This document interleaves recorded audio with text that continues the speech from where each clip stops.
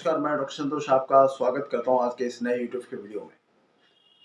हमारा जो सीरीज चल रहा था नोज़ोर सार्कोप्स और इम्पोर्टेबिलिया का, उसमें हमने बहुत सारे नए दवाइयों के बारे में डिटेल्स में बात की, जो कि न्यू जनरेशन के लिए न्यू डिजीजेस आते हैं हम में, और पुरानी जो दवाइयाँ हैं, कॉमन सी होम्योपैथिक दवाइयाँ, वो रेस्पॉन्ड नहीं करता, तो वहाँ पर एज ए इंटरकरेंट रेमेडी आप इनका इस्तेमाल कर सकते हैं और रिजल्ट बहुत बढ़िया आया है। क्लिनिकली हमने इसको सजेस्ट किया है और उसमें पोटेंसी के बारे में बहुत सारी दवाओं में हमने जिक्र नहीं किया। बहुत सारे लोगों ने उसके कमेंट में पूछा है कि आपने हड़बड़ी में कर दिया है और पोटेंसी के बारे में, डोज के बारे में डिस्कस नहीं किया है इन जो नए दवाइयों का। तो आज का जो वीडियो का मेन कंटेंट शुरू करने से पहले मैं आपको इंट्रोडक्शन में ये बता देता हूँ कि हमने क्यों नहीं किया पोटेंसी और डोज के बारे में जिक्र। हालांकि हम पुराने जो मेडिसिन थे उनमें जिक्र किया था हमने, यहाँ पर इसीलिए नहीं किया क्योंकि ये जो न्यू मेडिसिन है उसको प्रॉपर तरीके से प्रूविंग नहीं किया गया है। जितने तरीके से like calcarea carb, sulphur, lycopodium, इन दवाइयों को प्रूविंग किया गया है, इनको उतनी ज़्यादा प्रूविंग नहीं किया गया और उसका इस्तेमाल भी उतना नहीं हुआ है। सक्सेसफुल रिजल्ट किस तरह से आता है, अलग अलग लोगों में किस तरह से इसका प्रोग्नोसिस होता है और यूज़ का रिजल्ट कैसा आता है, वो सही तरीके से बहुत सारे फैक्टर में नहीं पता। तो अगर मैं आपको एक पर्टिकुलर पोटेंसी के बारे में बता दूं, 30 या 200 के बारे में कैसे यूज करना है, प्रॉपर डोज के बारे में बता दूं और आपने यूज कर लिया, बाई चांस अगर उसका साइड इफेक्ट हो गया तो उसके जिम्मेदार कौन होगा? उसके जिम्मेदार आप मुझको ही ठहराएंगे। वो जो दुष्परिणाम ओल्ड दवाइयों में, जो पुरानी दवाइयों में होता था, उससे कई खतरनाक हो सकता है इन नई दवाइयों का, क्योंकि ये थोड़ा डीप एक्टिंग होते हैं, थोड़ा खतरनाक होते हैं। तो इनको हमने पोटेंसी के बारे में जिक्र नहीं किया क्योंकि उतना प्रूविंग सक्सेसफुली नहीं हुआ है और उतने लोगों में इसका इस्तेमाल भी नहीं हुआ है जो कि क्लिनिकल रिजल्ट मिले, इसलिए हमने पोटेंसी के बारे में जिक्र नहीं किया। आप लोगों की भलाई के लिए इसको नज़र में रखिए और गलत कमेंट्स करना छोड़िए, ठीक है?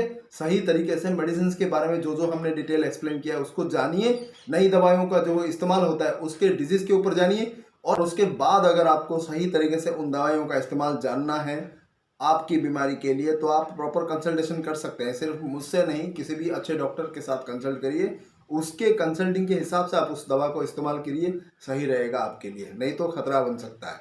आज के कंटेंट के ऊपर आगे बढ़ते हैं। आज हम डिस्कस करने वाले हैं प्रेडिनिसोन के ऊपर। प्रेडिनिसोलोन भी बोलते हैं इसको, प्रेडिनिसोलोन ये जो दवाई है, ये एलोपैथिक सिस्टम में आपने नाम सुना होगा, एक दवा है ओमनाकोटिल, जो कि आमतौर पर स्टीरॉयड के रूप में यूज होता है। जो हमारा इम्यूनिटी है बहुत ज़्यादा उत्तेजित होता है, हायर इम्यूनिटी, जो इम्यूनिटी बहुत ज़्यादा रिएक्ट करता है, उसको कंट्रोल करने के लिए यूज होता है, उसको सप्रेस करने के लिए यूज होता है, ताकि जो ऑटो इम्यून डिजीज जितने भी है, जैसे कि रूमेटॉइड आर्थराइटिस, सोराइसिस, उस तरह का स्किन डिजीज हुआ, कैंसर हुआ, आंखों का इन्फ्लेमेशन, कंजक्टिवाइटिस, स्किन के बहुत सारे दूसरे प्रॉब्लम्स है, उसके अलावा लंग से रिलेटेड, फेफड़ों से रिलेटेड जितना भी तरह का प्रॉब्लम है, अस्थमा हो, ब्रोंकाइटिस हो, सीओपीडी हो, डीओपीडी है, निमोनिया है, उन सब में बहुत ज़्यादा यूज़ किया जाता है ओमनाकोटिल को, ताकि जो इम्यूनिटी बहुत ज़्यादा रिएक्ट कर रहा है, जिसके कारण बीमारी बहुत ज़्यादा बढ़ रहा है, बहुत ज़्यादा हायर इंटेंसिटी में वो नज़र आ रहा है, वो कम हो जाए।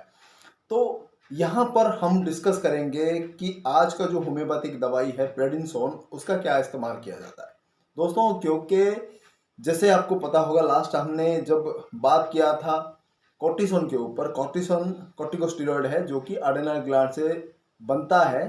प्रेडिनिसोन भी उसी के कॉर्टिसोन का एक मैन मेड रेप्लिका है, उसको एक्सटर्नली मैन मेड बनाया गया है प्रेडिनिसोन के रूप में। वो उसका भी काम वैसे ही है, स्टेरॉइड का ही काम है, और उसके इफेक्ट में बहुत सारे स्फीयर में आता है। कॉर्टिसोन के कंपैरिजन में प्रेडिनिसोन का जो इस्तेमाल है बहुत सारे स्फीयर पे यूज हो सकता है। कॉर्टिसोन एक छोटा भाई हुआ तो प्रेडिनिसोन उसका बड़ा भाई है, ये आप तय कर लीजिए। तो स्फीयर ऑफ एक्शन में प्रेडिनिसोन बहुत ज़्यादा इफेक्टिव है और इसको पोटेंटाइज किया गया। जब वो प्रेडिनिसोन वाले जो स्टेरॉइड को जो पोटेंटाइज किया गया तो बहुत सारे उसके सिम्टम्स आए और उसके इस्तेमाल से बहुत सारी बीमारियां भी ठीक हुई है। जैसे कि हम स्टेरॉइड यूज़ करते हैं क्रूड फॉर्म में, एलोपैथिक फॉर्म में, जिन जिन बीमारियों के बारे में मैंने जिक्र किया है, उन्हीं बीमारियों को कंट्रोल करने के लिए आप होम्योपैथिक वे में डाइल्यूशन में यूज़ कर सकते हैं। आमतौर पर प्रेडिनिसोन जो है 200 में अवेलेबल है, तो 200 पोटेंसी में मार्केट अवेलेबल है, आप उसको यूज़ कर सकते हैं इन बीमारियों के लिए। सेम टू सेम जो क्रूड फॉर्म में यूज होता है। ये तो इम्यूनिटी को सप्रेस करने के लिए क्रूड फॉर्म में यूज होता है ओमनाकोटिल के रूप में, लेकिन होम्योपैथी का जो प्रेडिनिसोन 200 है वो इम्यूनिटी को बैलेंस करता है। अगर हायर इम्यूनिटी है तो उसको कंट्रोल करता है, अगर बहुत ज़्यादा लोअर इम्यूनिटी तो भी उसको बढ़ा के बैलेंस करता है, ताकि हर बीमारी कंट्रोल में रहे। और उसके बाद जो जो उन बीमारियों के लिए लक्षण के हिसाब से सही दवाई रहेगी वो आप उसके बीच में इस्तेमाल करें, ताकि जड़ से खत्म हो सके।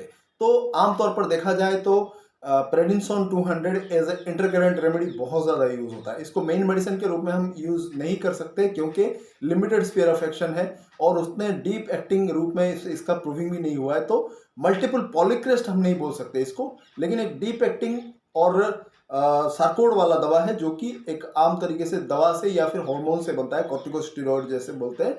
तो उससे क्योंकि बनता है तो हम उसको लिमिटेड स्फीयर ऑफ एक्शन में बहुत यूज कर सकते हैं, जैसे कि इम्यूनिटी सिस्टम को बैलेंस करने में। ऑटो इम्यून डिजीज को ये कंट्रोल करता है और तुरंत उसको रिएक्ट होने से रोकता है और बॉडी को सावधान करता है कि वो आने वाले समय में ऐसे अगर बीमारी आए तो तुरंत उसको चेक कर ले, तुरंत उसको कंट्रोल कर ले, वो बॉडी उतना जोरों से रिएक्ट नहीं करेगा।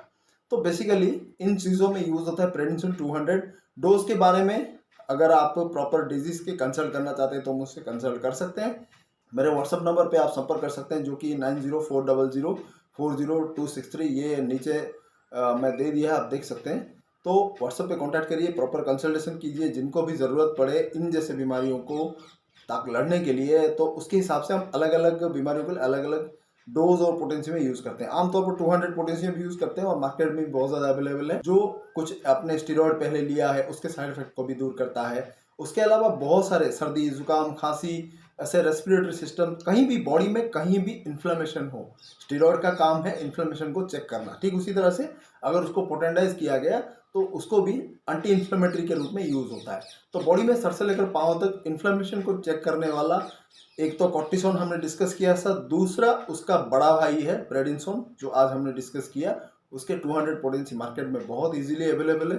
आप उसको लीजिए, दिन में 2 बार करके मैक्सिमम 2 दिन यूज़ कीजिए, या फिर उससे भी खतरनाक कंडीशन होगा तो डॉक्टर की सलाह के अनुसार लीजिए, तो आपको कोई दिक्कत नहीं होगी। तो आज के लिए बस इतना ही। बहुत बहुत धन्यवाद देखने के लिए वीडियो को अंत तक, और ऐसे ही बेहतरीन वीडियोस मैं लेकर आता रहूँगा, तो बने रहिए मेरे तीनों चैनल्स के साथ। ये जो मेरा पुराना है डॉक्टर संतोष कुमार पाढ़ी, 2 और नए हैं डॉक्टर संतोष हेल्थ केयर इंटरनेशनल और डॉक्टर संतोष हेल्थ टिप्स। उसमें हम शॉर्ट वीडियोस के माध्यम से क्लिनिकल टिप्स होम्योपैथी के हम आप तक पहुंचा रहे हैं, और आपकी भलाई के लिए होम्योपैथी कैसे यूज़ कर सकते हैं आप, कैसे इस्तेमाल हो सकता है आपकी भलाई के लिए, तो उसके ऊपर हम जिक्र करते हैं। तो बने रहिए तीनों चैनल्स के साथ, और सब्सक्राइब जरूर कर ले, बेल आइकन पर जरूर क्लिक करें, ताकि जो भी नया वीडियो मैं अपलोड करूँ तुरंत आपको नोटिफिकेशन मिले। बहुत बहुत धन्यवाद, नमस्कार।